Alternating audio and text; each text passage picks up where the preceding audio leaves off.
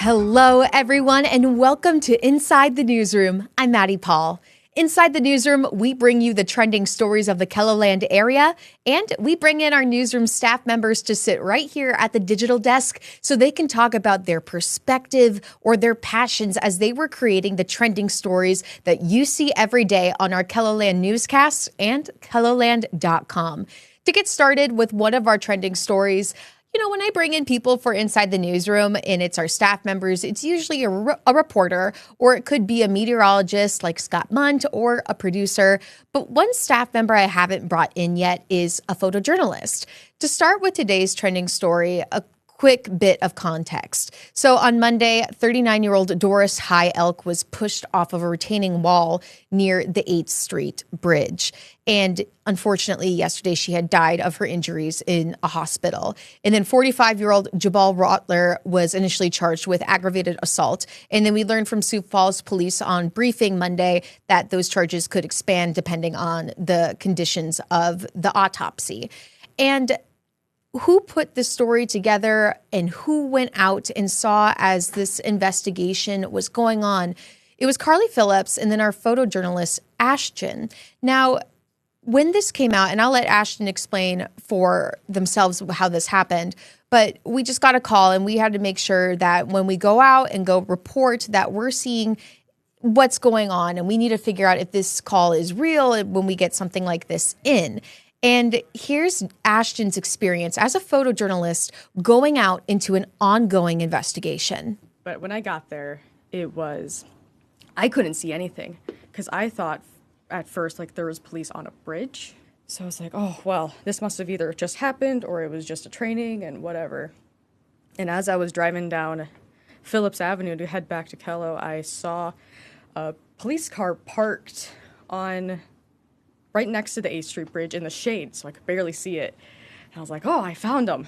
I saw the police cruiser, and I needed to figure out how big the scene was, so I drove around the block and saw that there were officers underneath the bridge, which is why I couldn't see it originally, because they weren't on top of the bridge, they were under the bridge. Then figured out, okay, where am I going to get the best angle to properly show the viewers what is happening? Even though I had no idea what was happening at the time, nobody knew because they wouldn't tell us for good reason. I just needed to figure out how am I able to capture this, and also for myself, figure out what is happening. All I saw at the time were some detectives, officers, putting down the little yellow number markers for where evidence is. I was with Carly Phillips at the time she was with me, and we were both walking around just trying to gather all of the scene, because no matter where we would go, there would be more. We would cross the 8th Street Bridge, and suddenly there's more yellow tags, there's another officer, there's people milling about asking us what's happening, and we have to say, I don't know, because we don't know. And by the end of it, as long as I knew I had gotten pretty much everything I can physically, because my job is to make sure that when I bring the video back to the station, it's going to be clear, it's going to be easy to read, and the viewer's going to know exactly what happened. And then I had to figure out what the officers were doing, so I would zoom in on the officers, try to see what they're doing. I also, with a camera, they see farther than you can.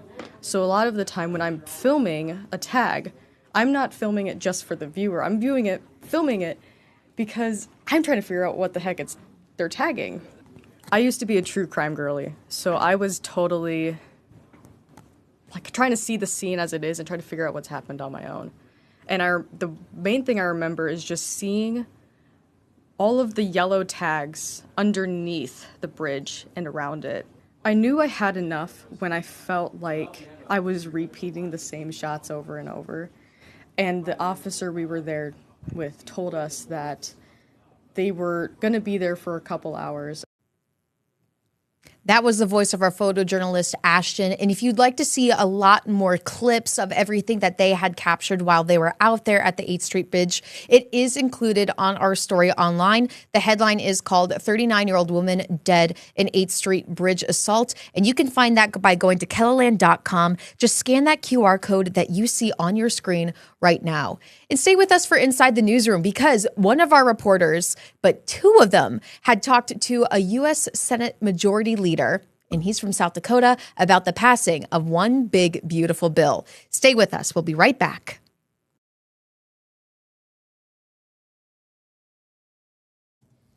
Welcome back to Inside the Newsroom. Now, the one big, beautiful bill passed through Congress on party lines and has now been signed by President Donald Trump. In fact, U.S. Senate Majority Leader John Thune was in KELOLAND Station yesterday to talk about the passing of this bill, and our digital reporter, Jacob Newton, had a chance to chat with him along with our reporter, Don Jorgensen. But Jacob, I want to start about your story because your headline is so fascinating to me, and it comes from the interview that you had with Thune, and it said, your headline, Thune, passing OBBB was the hardest thing I've ever done. Why did you choose that headline for your story? Yeah, Maddie, this was one of the quotes that really stood out from the interview. And of course, as Senate Majority Leader, it was kind of Thune's job to make sure that this got through the Senate. Now, we did see this bill had a really kind of long, sometimes torturous route out of the House chamber, and there was quite a bit of drama there. And I asked him, there seemed to be less drama. It moved a little quicker through the Senate than it did the House. So I was asking about kind of that aspect, that leadership role in guiding this through. And he did mention, this was one of the hardest things he's ever done. He said it's the biggest bill he's ever worked on. And so that came with a lot of conversations. He said a lot of things kind of in public, behind closed doors. He said meetings with senators, meetings with the whole body, just really a lot of groundwork to get this through to passage. And as you were chatting with him here at the station, what was something that he said that surprised you, or you thought this would be an interesting piece to put in my story? Well, one of the more interesting things, again, referring back to the House, was there was some drama after it passed the House by a single vote. We had a handful of Republican members in the House who afterwards admitted that they had not read the bill and did not know what was in it. They said if they'd known some of the things that were in it, they would not have supported it. Now, we didn't get messages like that coming out of the Senate. So I did ask Thune, did you read the entire bill? Are you confident that the Republicans in your chamber read the bill? And he did say yeah, but it was not necessarily straightforward yes. And where I think that comes from is that they did have a lot of time leading up to it before it got to the Senate. This is something they've been working on, more than just the past couple of weeks. A lot of this has been coming down the pipeline for quite a while. So while maybe there weren't many senators, sat and read the whole thing page by page, this is something that, you've had people working on different parts of. Of course, they've all got staff as well. People will piece out parts of that. You read this, you read this, you read this, and kind of summarize it. So while I would be surprised if there were many who read it page for page, again, this document, this bill was over 1,100 pages long. Yeah. I'm currently rereading Steinbeck's East of Eden. That's 600 pages, and that's going to take me, a good month and a half, 2 months. So 1,100 pages, 1,200 pages of kind of this dense kind of legal language. Quite a bit to tackle there, but he was familiar with the different points that we did ask him questions on, and there seemed to be confidence that the Republicans that voted on it also kind of had that familiarity with the bill. You're saying we because Don Jorgensen also helped with this interview, and he did his own story too for broadcast. So how do you think your interviews and his interview differed from each other, or how did that work? Did you both ask questions at the same time, or was it two separate? What did that look like? Well, Don started off the interview and he asked some questions, about Medicaid cuts, things like that, before handing off to me, and I kind of took a more broad overview of how the bill passed, what the role of the Senate Majority Leader was, stuff like that, and then kind of honed in on some of these smaller topics. So, for instance, a report that 13,000 South Dakotans would lose Medicaid coverage in the next decade with this bill. So, kind of questioning, who are those South Dakotans? Where are those kind of cuts coming from? And one thing he'd mentioned is he did believe that many of those are people who should not be on Medicaid. We asked about SNAP benefits as well, and kind of some of the intricacies where if you have a reduction in SNAP, which is expected from this bill, what impact that may have on groups, producers, things like that. And as you were doing the interview with Don, it's kind of exciting for KELOLAND when we have high profile people come in, especially when it's the Senate Majority Leader for the U.S. Senate. So as you were doing the interview, how did you feel yourself find comfortability? Did you have to create that yourself? Did you feel it immediately, or was it helpful that Don was there to ask questions with you? What did that whole thing feel like for you, and just how do you set it up to have an interview with somebody who does have a high profile? Oh, obviously an important person, a high profile figure, but I don't really look at it as different than interviewing anyone else. I have interviewed Thune in the past, but I think back to my first days at Kello as a journalist, almost 5 years ago. One of my first big interviews, for lack of a better word, in the first couple months I'd worked here was with Senator Rounds. So looking back, I've never really kind of gotten that kind of starstruck or odd feeling about interviewing really anyone. So to me, it was just interviewing another politician, another public servant, another individual. Really no different interviewing the Senate Majority Leader to me than the tax expert I just interviewed upstairs. Excellent. Because your story for today kind of digs a little bit more into the big, beautiful bill, right? Or what are you working on today? Well, we are looking at something kind of tangentially related to it. So in the bill, there was changes to child tax credits. So the child tax credit of $2,000 per child was set to expire, would drop down to $1,000, and the bill increases that to $2,200 and kind of locks that in until a point where any future change might be made. So I was speaking with a tax expert today about what these changes mean for families and kind of where you can take advantage of that, what changes, and what you may need to look out for heading into this next tax year. Excellent. And you can watch, everybody watching now can watch Jacob's story tonight on our evening newscasts. And if you'd like to read about his interview with Thune, you could always just go to KELOLAND.com, just scan that QR code that you see on your screen now. And as I mentioned before, John Jorgensen also sat down with Thune and did an interview with him as well to go over some key pieces of the bill that Thune said would be good for all South Dakotans. First off, it will avoid a $2,500 tax increase on South Dakota families at the end of the year. Senator Thune says the big, beautiful bill extends the Trump-era tax breaks for working families. Plus, no tax on tips, no tax on overtime, and reduces taxes on Social Security recipients. He also says small businesses will benefit too. There are about 100,000 small businesses in South Dakota that would have seen their tax rate go up to 40% if we hadn't acted. The bill also modernizes our military, strengthens our southern border, and adds more ICE agents. When it comes to cuts to Medicaid, it's estimated nearly 12 million people will be impacted. But Thune says this bill will kick people off Medicaid who shouldn't be on it. For Medicaid spending, I should say, will continue to go up, just not like this as it has in the past.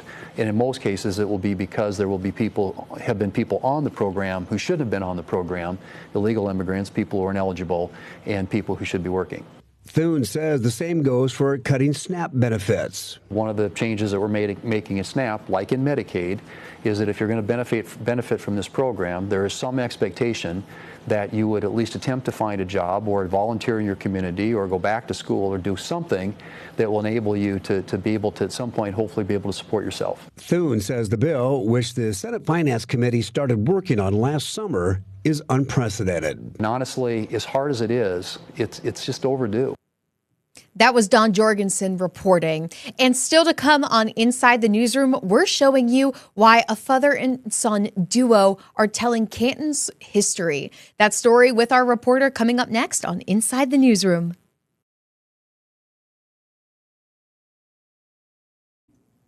Welcome back to Inside the Newsroom. Now, Canton might be like any South Dakota small town, but it has a really fascinating story. And there's two people from Canton who really want to tell it. In fact, our reporter Jordan DeSmit found that in Omar Peterson's apartment, his walls are full of pictures that show Canton's history. That's why I have all these photos here. I probably have another 35 plus what I have here. So Jordan joins us now at the digital desk to talk about this story because, Jordan, why does this father-son duo want to tell the story of Canton? I would say Omar and Bill, you can tell that they have a lot of pride in Canton. They love the fact that they live there. Omar's lived there his entire life, so he's kind of made it his mission to find out what makes Canton Canton, I would say, and he's just passed it on to his son. And then what did you learn about Canton's history that was just striking to you? I would say the main facts that I put in my story were so striking because there's a story behind Canton and how they got their name that it derived from Canton, China. They said in one of their early meetings that if you drilled a hole straight into the earth, you'd get to Canton, China. And that's just, they were kind of jokingly said that, but that's the name stuck because of that. And on a more serious note, too, there's people that were born and raised in Canton that had played a really key role in World War II. There's a guy by the name of Ernest Lawrence that played a key role in the development of the atomic bomb. And I kid you not, his childhood best friend, maybe not best friend, but I know for sure a childhood friend that helped develop some things that helped defend against air attacks in World War II as well. Then on top of that, Ernest's brother, John, used Ernest's invention to develop a lot of your modern day cancer treatment. So it's really cool how a small town like Canton has those really cool, fun facts that you can find.